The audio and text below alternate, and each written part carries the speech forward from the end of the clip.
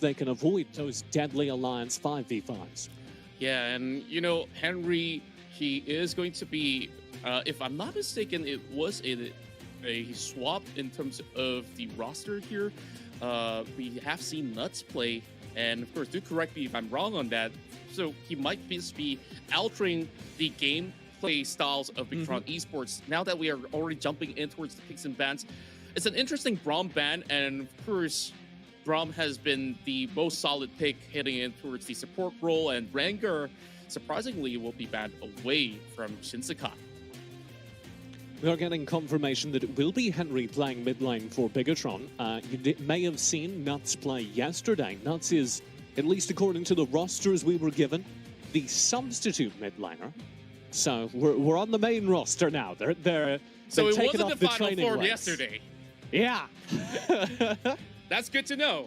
It's great to actually see him coming up here to face off against Alliance. They mean serious business. Now, CWJ goes in to secure this Twist of Fate, so you can obviously tell that Ravens will be the one to try to get as much information as possible and try to assassinate the members of Bigetron Esports. But Felt One goes in to pick up this real popular Ziggs, which have seen skyrocketing damage numbers of all of these matches. So do you think that this is going to be something that's going to be very favorable for Bigetron Esports? I think we have to watch out for it because it plays into the Bigetron playstyle, right? Denying those team fights, being able to just poke and zone. That's what they want to do with the Ziggs, even if it's played down in that AD carry role or mid lane. We've got that flexibility now indicated towards mid as Tristana, Renekton, and our Gragas are locked in for Bigetron. On the Alliance side, they're going to respond with a Varus, giving them that defensive, sustained team fighting threat. The rest of the roster is filled out by a Garen, Janna, and Twisted Fate. We've just got 2 picks remaining. Both support picks, if for Megan. Oh no, we do have the Janna. Well, there is a possibility where this Gragas could still go into a support role. And with the Kha'Zix now being picked up, this is going to be the very first Kha'Zix. I've been really excited about this pick. And instead of course, putting the Gragas into the support role, they will have the Lulu to be brought into play. So early on in the previous match, we did see an effective Lulu that has brought into support a Jinx, and MVP managed to actually get a very big win out of that. So is this going to be a raising the puppy comp for the likes of Bigetron Infinity? Well, I like it because they've adopted 2 dogs. They're fostering 2 puppies. Because yes, you have the Tristana down in the bot lane who you can stick the Lulu onto and focus on scaling up that Tristana. Or if that doesn't work out, if the Tristana falls behind early, or if you just simply want to raise 2 adorable puppies at the same time, you can put that attention towards Henry on the Ziggs in mid lane. You have multiple scaling damage threats for Bigetron. And as we get into game, that's very important. For all the reasons we outlined earlier, this plays to their playstyle. Them having a late game threat is very important, Contra. Yeah, I really want to see how this works out for either side of the team. Now, Elias will have to do with this double trouble that he's going to be facing, and CWJ is going to be having his health bar shred away. Exhaust already being popped up. And, well, I guess he may have to fall back or just wait for his passive to regen up his HP. I love the way everyone in the region, to be fair, everyone in Southeast Asia plays with these early lane swaps. You can see the benefits here as it catches the Garen instantly off guard. And this may result in more. It's dragged Raven up from the mid lane just to defend that turret. In the meantime, Alliance are trying to get something out of it as well. Felt One in huge trouble. Has to burn the flash to survive, but that will get them to safety. Very, very close call, and this is definitely the right move for the Alliance to actually get any advantage. And for Bigetron Esports, they are still trying to pry things up open, as they are already working on just a couple of sculptural crafts to cross. But the Alliance now having very, very slight advantages when it comes down to goal lead. It shouldn't be too much of a hassle for Bigetron Esports to get back up. Now, Shinsekai on Kha'Zix. Now, this is where I want to talk a lot more about the Kha'Zix, because you really have to get things going in the early game, or else this Kha'Zix will have no job to do in the late game. Right. If you don't start SSK off early, then you're not going to have the assassin in the mid and late game. And that's very important because as we talked about, you have Henry, you have Duma, both on these scaling carry threats. If there isn't anyone to deal with them, to pick them off, then you're in huge trouble. Luckily, Contra, I spy with my little eye a happy little bug. That's first blood over to SSK as they grab the crocodile in the bottom lane. In the meantime, CWJ will go down up top as Harry and his duo are able to pick up a revenge kill. Well, I guess Bigetron Esports' reply is that anything you can do, I could do just about better. But is that really the case, though, as they are still working on their Tier 1 Baron lane? With the redemptions now being popped. Oh, the redemption! It clears Okay. wave! The redemption clears wave! And now Raven flashes in, deals the gold card, and Harry's stunned up. Rich will come around the side. Janus and Wild Rift do a lot of damage, but it's not quite enough to chase down those kills. So, Alliance walk away from the early game with the first turret break, the first blood, and overall, a slight gold lead of about 2,000. That's right. We are currently playing in the latest patch, which I believe there is a little bit of the adjustment where the Zephyr has been nerfed up. So you tune down a little bit of damage coming from one Thank spell, God. yes, but it's still going to be quite hard to deal with when she just stacks a lot of AP. She can offer a whole big fat shield if you want to get the rest of the teammates to be pretty much healthy when it comes down to team fights with the Monsoon. And on top of that, the big fat shield that they could actually pull up on either side of the members could actually help. And there's just a little bit of... Okay, never mind. Let's carry on with Rich, this. flash away, the grand escape. The Jana gets away. That's so clean. Rich has consistently been just an overperformer for Alliance. And here his escapades draw the attention of all of Bigetron. And that allows Alliance to be able to get this Drake scot-free. Yeah, I'm not exactly a fan of how Bigetron Esports is currently tunnel visioning over the top side here. They've already got what they needed. They don't really have to focus on that lane anymore. Perhaps finding a little bit of an opening up to its mid will be extremely valuable, while the Alliance now having some real good control over the spot of the map, especially after breaking down the Dragon Lane turret. They've already gotten themselves the very first trick of the game. Now, there is going to be items like the Rod of Ages being set up already for Raven, so he could have maybe a little bit more to offer later on. So, just seeing how things are just not working in favor of Bigetron Esports for the very moment. I guess we'll just have to wait for a 5v5 team fight to really set the pace for everything else. And that's not a good sign for Bigetron, if you recall our pre-game discussion. Bigetron would very much like to be the team that doesn't need to 5v5 team fight, that is in such control of the game they get objectives by default. That's not going to be the case here. They do get a little bit of that trademark macro play into action as they take a free turret down bottom, but the Chains of Corruption will land here in the mid lane, threatening Henry. That means Vault 1 needs to come in, play the linebacker, get the zone. Destiny, flash, engage, gold card dealt. Henry survives. Oh boy, close one once again. Raven coming over to Destiny, just popping the cards right at his face as he won't be able to just flash off just about in time before, of course, getting stunned up. And the next big objective that's going to be appearing is going to be Baron. I don't think that is going to be, well, not Baron just about yet. I absolutely forgot about Shelly here. So Shizuka is already working on it. I prefer Sheldon or Geraldo for the first. Heraldon. I'll call it Geraldo? that from now. Okay. In Wild Rift, that's Geraldo. And Geraldo has decided to join the Alliance. Will be our Rift Herald Slam presented by Globe. Yep, that's right. You can tell that the Alliance side is being very much all-rounded, just like Globe, giving you the best coverage throughout the Philippines. Just gonna be subtly segueing to that. Contra above and beyond. Above and beyond the Call of Duty. Oh, yeah. Well, not getting a race out of that, that's for sure. Don't worry You're about so good. You're even better, my friend. Alliance will play passive across the map here.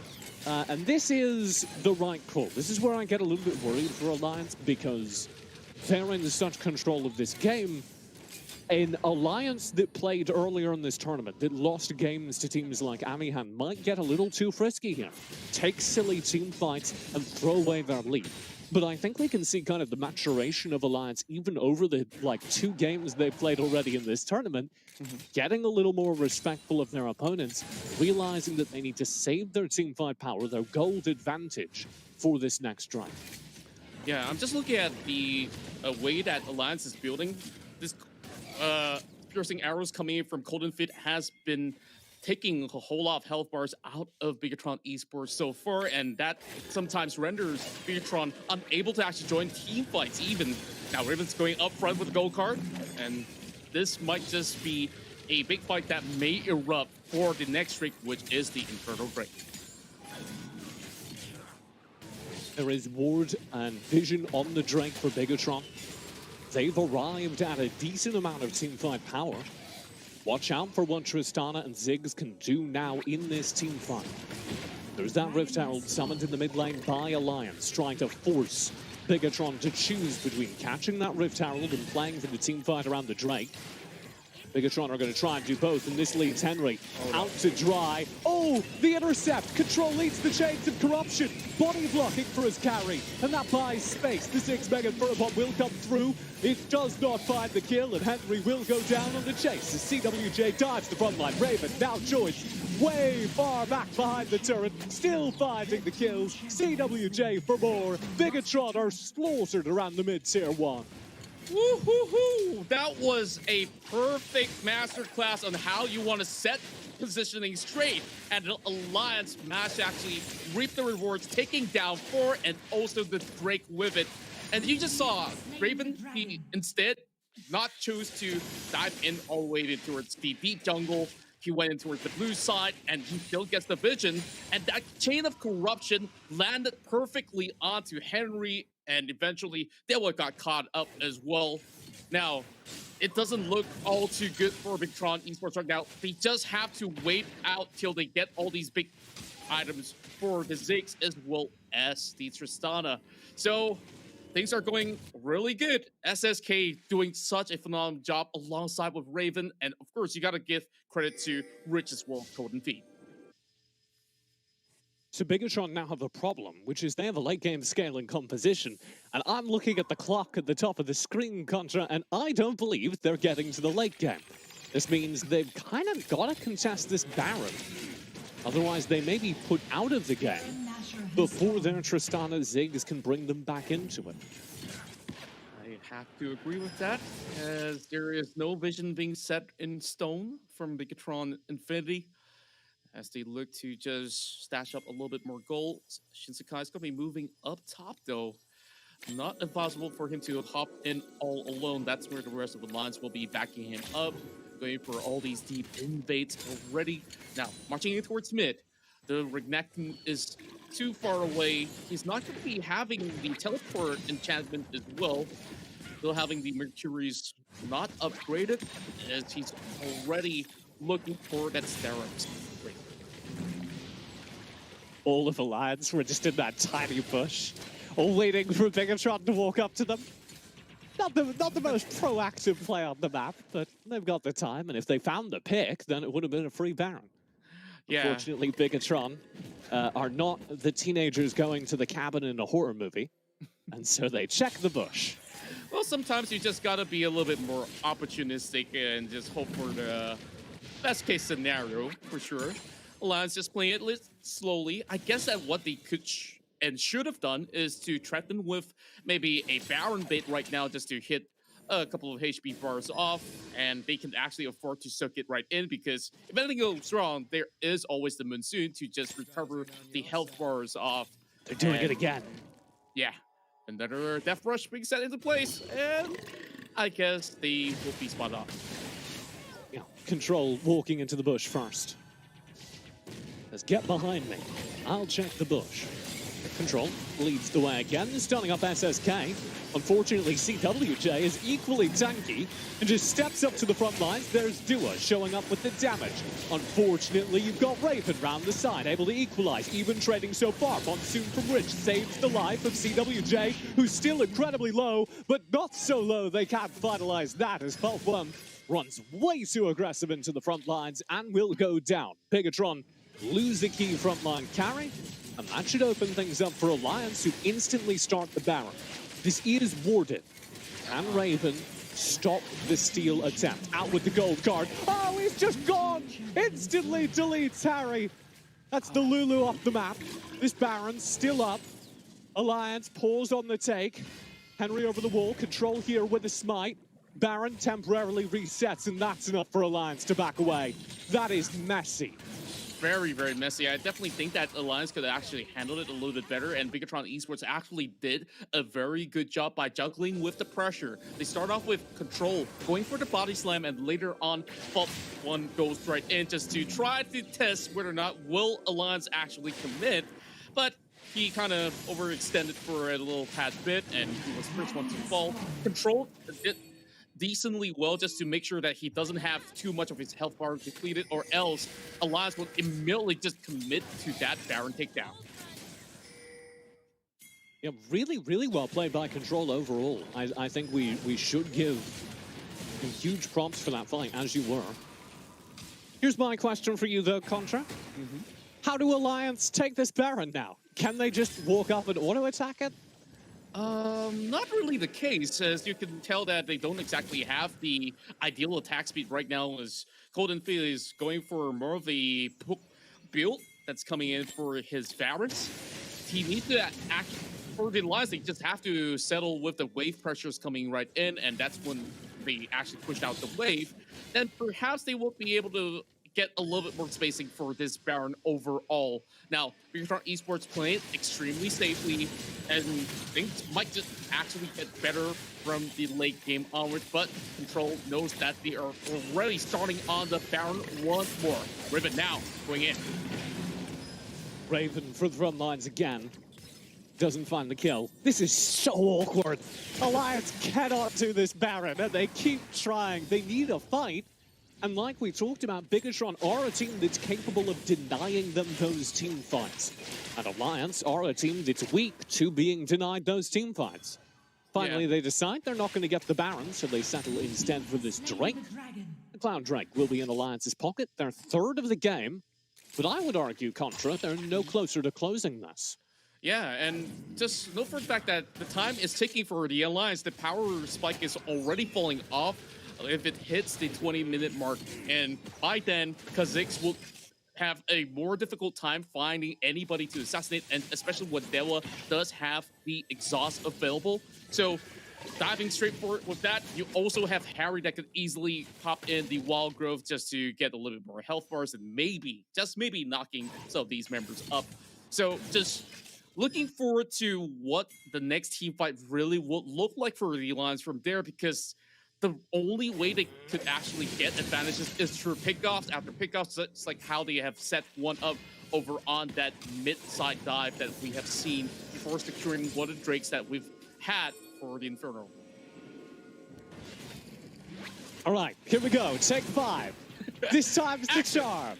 Never mind. Alliance walk away, scared away from the Baron yet again. The game continues. Back over to you, Contra.